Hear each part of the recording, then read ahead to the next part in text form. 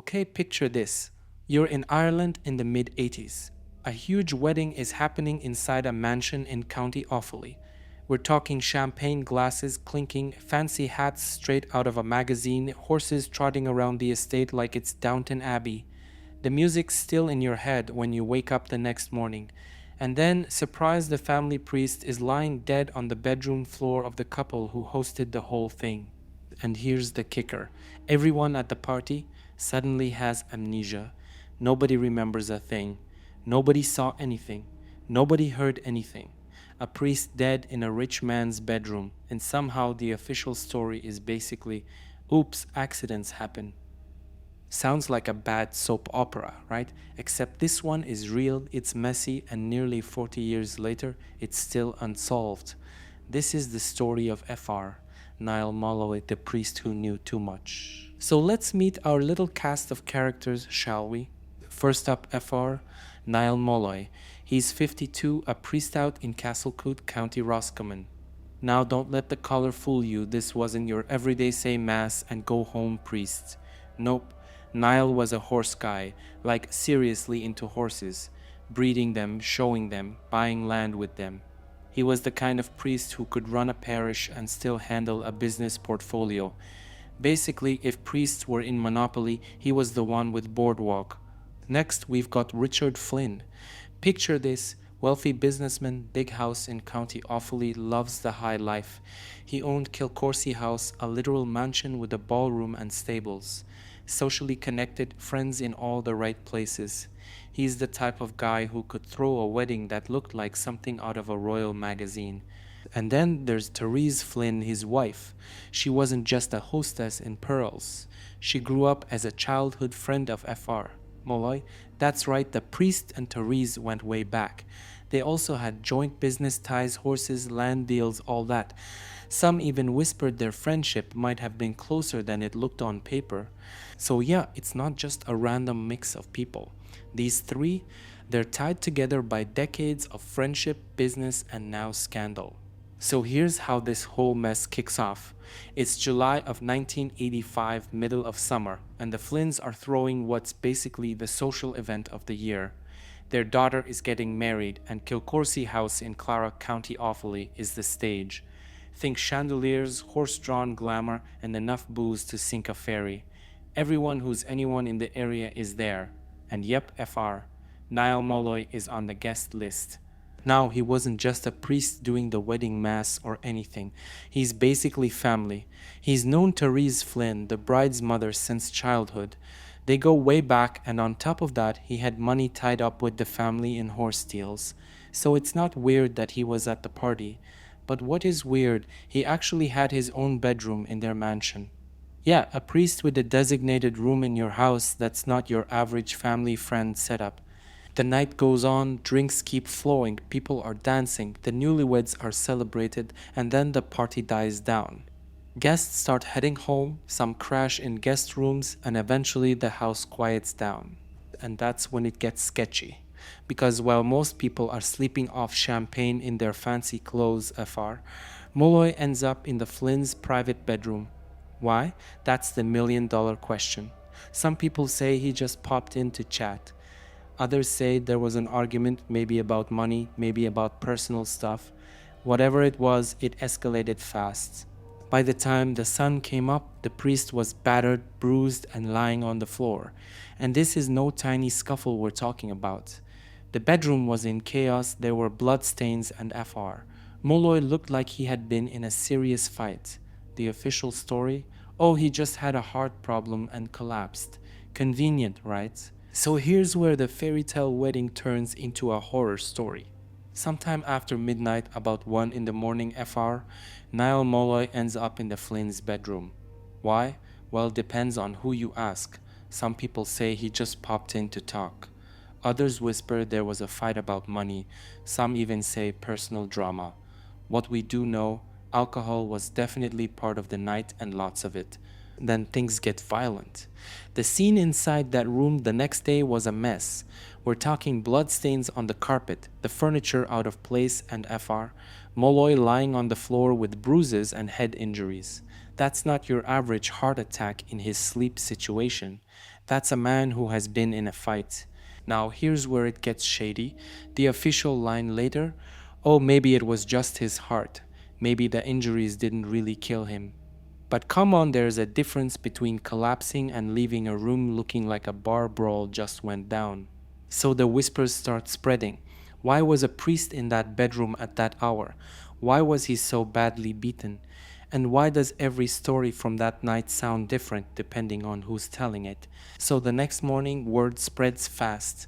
A priest is dead in a wealthy family's bedroom, and you know the guards have to show up. They walk into Kilcorsi House, and what do they see? A scene that doesn't scream peaceful death. Fr. Niall Molloy had head injuries, bruises on his face, and blood in the room. This isn't some gentle collapse. It's violent, it's messy, and it raises way too many questions. Naturally, the finger points at Richard Flynn. He's the man of the house, he was there that night, and he's the one charged with manslaughter and assault. Boom, this is about to be one of the biggest trials in Ireland in the mid-80s. The country is paying attention. But then something bizarre happens. The trial doesn't play out like you'd expect. Instead of letting a jury actually decide whether Flynn is guilty, the judge Frank Rowe pulls the plug. He tells the jury to return a not guilty verdict before they even get to deliberate. Just like that, the whole thing is over.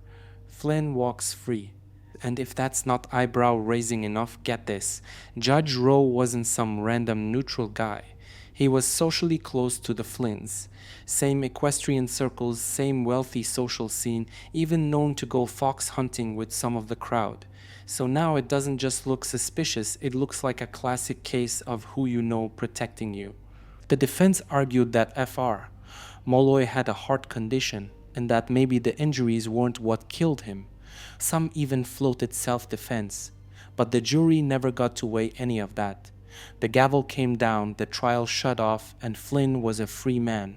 So now you've got a dead priest, a bloody bedroom, and a trial that ends before it even starts. And the public? Furious. Because this didn't feel like justice. It felt like a cover-up. Now, if you thought the trial shutting down early was bad, buckle up. Because the deeper you dig, the weirder it gets. Years later in 2011, fresh medical analysis came out. Remember those head injuries? Well, it turns out Fr. Molloy might have been alive for up to 6 hours after the attack. 6 whole hours. If he'd gotten medical help in that window, there's a chance he could have survived. But nobody called for proper help in time. Instead, he was left there until it was too late.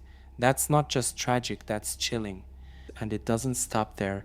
Important evidence just vanished. We're talking documents tied to Fr. Molloy's business deals, even personal possessions, paintings, paperwork, and yes, even a horse somehow went missing from the official records. Don't ask me how you lose a horse, but apparently it happens when powerful people are involved. So naturally rumors fly. Some say the motive wasn't just a drunken row, it might have been about money. Land deals, inheritances, and business entanglements that Fr. Molloy was wrapped up in with the Flynn family. Jealousy? Maybe. Greed? Definitely possible. And to add an extra layer of sketchiness, the judge who shut the case down, Frank Rowe, turns out he wasn't some stranger in a wig. He was part of the same country club social circle. Horses, hunting, posh connections, the whole deal. Conflict of interest much? A lot of people thought so, but officially, nobody called it out at the time. So now you've got a dead priest, a room full of missing evidence, and a judge who might as well have been a family friend. That doesn't smell like justice, that smells like a cover-up. Alright, you'd think that was already shady enough, but no, this case keeps throwing curvy balls. About 6 months before his death, Fr. Niall Molloy's own house in Castlecourt was broken into, a burglary, and what was taken? Documents. Not TVs, not jewelry, not random valuables, papers. Stuff that could have included contracts, wills, or financial records. Was it connected? Nobody knows for sure, but when a priest who's knee-deep in business deals suddenly has sensitive files stolen, people start putting 2 and 2 together. And then we get to the guards' side of things. The original investigation, let's just say it wasn't textbook. Over the years, entire files from the case have disappeared. Key exhibits gone. Some evidence was mishandled so badly that when the Garda Síochána Ombudsman Commission reviewed it later, they basically said, yeah, this was a disaster. Inadequate retention, missing chain of custody, the works. So fast forward into the 2000s. Journalists, campaigners, and even politicians keep pushing. Cold case reviews are opened, experts re-examine medical evidence, new angles get published in newspapers. Families call for inquiries, and yet nothing. No new trial, no one else charged, no conviction. Decades later, the Molloy family are still left asking the same question. How does a priest end up dead in a rich man's bedroom with blood everywhere, evidence missing, and a trial that collapses and nobody pays for it? So here's the part that makes jaws drop. Remember Richard Flynn, the man of the house? He actually went to trial for the death of Fr. Niall Molloy. The charges were manslaughter and assault. The courtroom was packed, the country was watching, and it looked like finally there might be justice. But then, the judge, Frank Rowe, does something that's almost unheard of. Instead of letting the jury debate the evidence and come to their own verdict, he straight up tells them to return a not guilty verdict. Case closed, just like that. No deliberation, no arguments in the jury room, nothing. Flynn walks free before the trial even really begins. And here's the kicker. Judge Rowe wasn't some neutral stranger. He was socially connected to the Flynns. Same horse riding circles, same wealthy networks, even known to mix with the same crowd. So yeah, it looked less like justice and more like protecting your mates. But wait, it gets worse. Years later, new medical evidence dropped like a bomb. Fresh analysis of brain tissue suggested that Fr. Molloy didn't die instantly from those head injuries. He could have survived for up to 6 hours after the attack. 6 hours where a phone call to a doctor or a trip to a hospital might have saved him.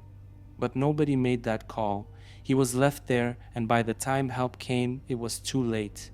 So not only was the trial cut short, but the medical evidence points to something even darker.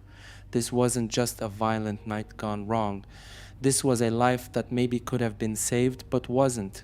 You know what makes this whole thing even weirder? Everyone involved knew each other. This wasn't strangers colliding by chance.